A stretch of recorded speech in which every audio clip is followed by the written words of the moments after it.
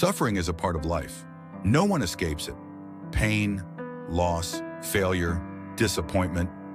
These are the things we all face at some point. But what if suffering isn't just something to endure? What if it's the very thing that makes us stronger? Throughout history, the greatest minds, the strongest leaders, and the most resilient individuals have faced hardship.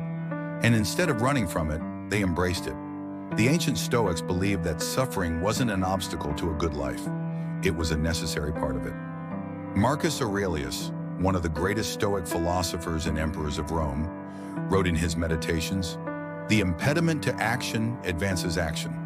What stands in the way becomes the way." In other words, the struggle isn't a roadblock, it's the path forward. Consider the stories of those who have achieved greatness. Every world-changing figure, every powerful leader, every innovator who left a lasting impact, they all had moments of unbearable pain. Nelson Mandela spent 27 years in prison, yet he emerged with wisdom and determination that shaped an entire nation. Helen Keller, who lost her sight and hearing as a child, didn't let her suffering define her. She turned it into fuel to become an advocate for millions.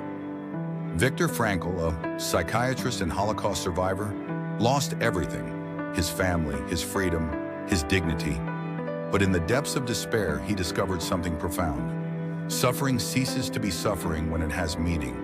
He later wrote, "Those who have a why to live can bear almost any how."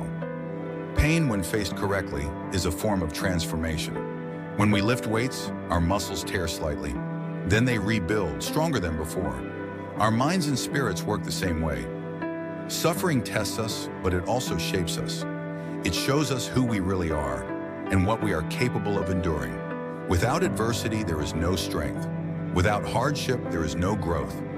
But in today's world, suffering is something people try to avoid at all costs.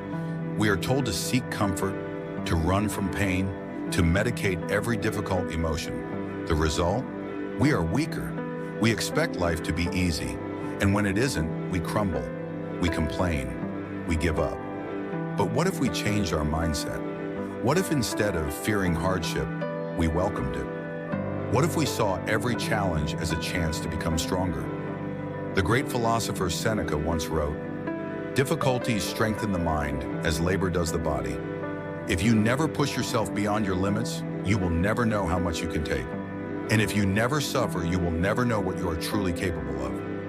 When life becomes unbearable, when the weight of the world feels too heavy, when you feel like breaking, remember this: suffering is the fire that forges you.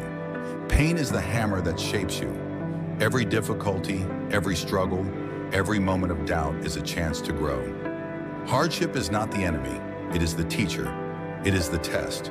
And if you embrace it, if you use it, if you allow it to shape you rather than destroy you, you will emerge on the other side, stronger, wiser, and more unshakable than ever before.